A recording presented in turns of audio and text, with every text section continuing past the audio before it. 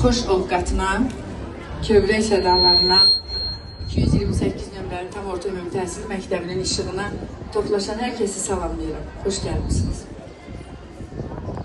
Biz bu günləri 228 nömrəli məktəb komandası olaraq, müəllim heyəti, texniki heyət olaraq çox şadıq, çox məmnunuq, qürur hissi keçiririk ki, cəmiyyətimizə gözəl bir nəsil təqdim edirik. Gözəl şəxsiyyətlər təqdim edirik, qüsursuz insanlar təqdim edirik. Hansı ki, bizim cəmiyyətimizə, xalqımıza, millətimizə onların faydası dəyəcək. Bu münasibətlə bütün məzunlarımızı təbrik edirəm. Onların üzərində olan müəllimlərimizi təbrik edirəm, valideynlərimizi təbrik edirəm. Dövlətimizə təşəkkür edirəm. Cənab Prezidentimiz İlham Əliyevə təşəkkür edirəm ki, bugün bizi istənilən tədbirdə qalib xalq olaraq başımızı uca tutmağa, alın açıqlığı ilə ətrafa baxmağa, dünyaya baxmağa o məmnuniyyətə çatdıra bilir.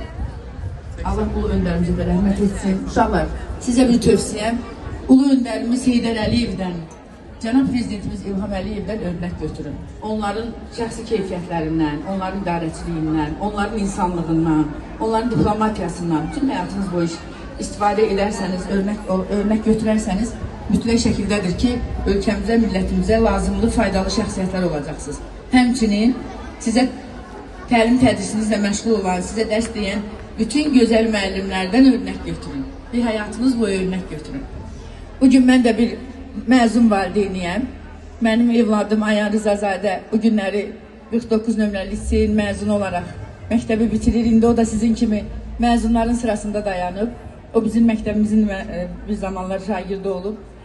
Mən bu günləri anlayıram ki, iştirak edə bilmirəm, onun yanında ola bilmirəm. Amma onu da dərk edirəm ki, təhsilin keşiyində durmaq, hərbinin keşiyində durmaq qədər vacibdir, önəmlidir bir dövlət üçün, bir xalq üçün. Ona görə də mən öz xidmətimdə özümü çox qürurlu hiss edirəm. Təhsilin keşindəyəm.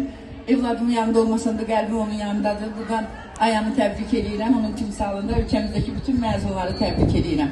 Yollarınız açıq olsun əzizlərim. Sizi sevirik. Bizi unutmayın. Buyurun Abbas müəllim. Çox sağ olun, təşəkkür edirəm.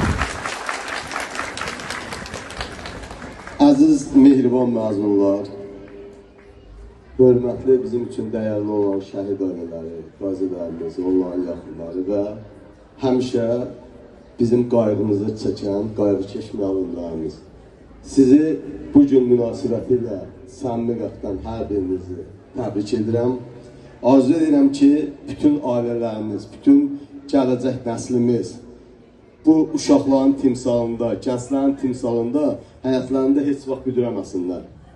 Bilirsiniz ki, bugün ölkəmizin hər yerində bu tədbirlər təntənəli şəkildə qeyd edilir və ölkəmizdə gənclər öz yollarını, bugün məzun gününün son günündən sonra öz yollarını, bəziləri universitetlərdə təkrar təhsilini davam etdirəcəklər, yenə də bu son zəngləri eşidəcəklər, amma bəziləri başqa sahələrdə gedib öz qabiliyyətlərini, öz istəklərini həyata keçirməyə nail olacaqlar. Təməli Ulu Öndər Heydər Əliyev tərəfindən qoyulmuş təhsilə, mədəniyyətə, incəsənətə, dövlətimizin inkişafına bütün sahələrdə olduğu kimi təhsil sahəsində də böyük və geniş yer ayrılmışdır. Bilirsiniz ki, ölkə rəhbərimiz Cənab İlham Əliyev və Mehriban xanım Əliyeva ölkəmizin ən ucqar kəndlərində, ən çətin keçilən yerlərdə təhsil ocaqlarının günü-gündən inkişafına, günü-gündən çiçəklənməsinə böyük dayaq qayğı göstərir və biz qalib ordunun qalib gəncləri olursunuz siz.